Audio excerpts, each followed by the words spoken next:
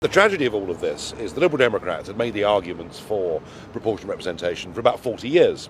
When Clegg got the opportunity, he went for a referendum on AV, which wasn't actually proportional, it was preferential, which nobody understood, and you couldn't explain in a sentence, and that's why the referendum was lost.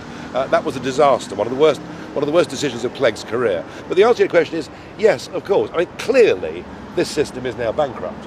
It just doesn't work.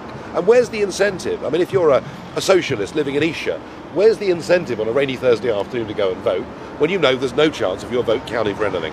A lot of work was done by this. Blair said we should rethink the system back in the 90s.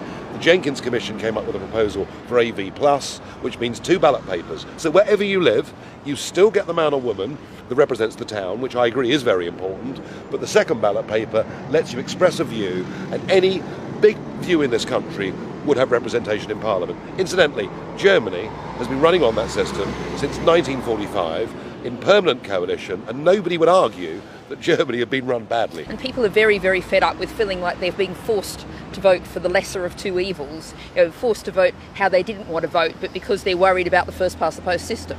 And the fact is, this building behind us, Westminster, the last significant reform here was women getting the vote.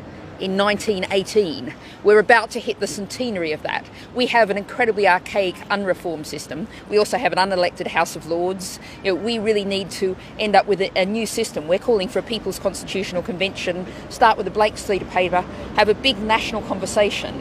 But what is the incentive for the government, the Conservatives, to listen to you? There is none. I think first of all, one of the claims that was made in the initial report there was that first past the post delivers stable government.